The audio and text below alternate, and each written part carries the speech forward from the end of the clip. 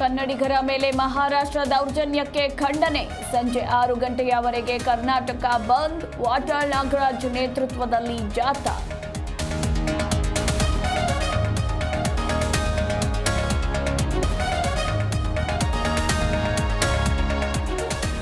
ಬೆಂಗಳೂರಲ್ಲಿ ಖಾಸಗಿ bus Uber ಸೇವೆ ಸ್ತಬ್ಧ. ಎಂದಿನಂತೆ ಮೆಟ್ರೋ ಬಿಎಂಟಿಸಿ ಬಸ್ ಸಂಚಾರ. ಶಾಲಾ ಕಾಲೇಜು ಸರ್ಕಾರಿ ಕಚೇರಿಗಳು ಓಪನ್.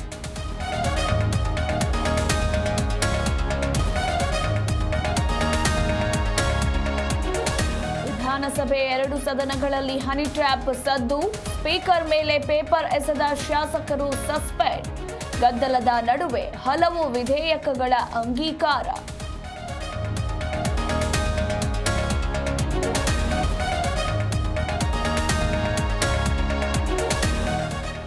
ಸ್ಯಾಂಕಿ ಕೆರೆಯಲ್ಲಿ ಕಾವೇರಿ ಆರತಿ ಸಂಭ್ರಮ.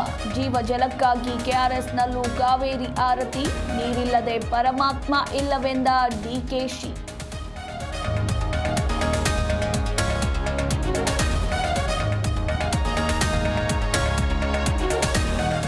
ಇಂದಿನಿಂದ 18ನೇ ಆವೃತ್ತಿ ಐಪಿಎಲ್ ಟೂರ್ನಿ.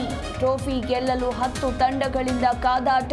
ಸಂಜೆ ಉದ್ಘಾಟನಾ ಪಂದ್ಯದಲ್ಲಿ ಕೆಕೆಆರ್ ಆರ್ಸಿಬಿ ಸೆಣಸಾಟ.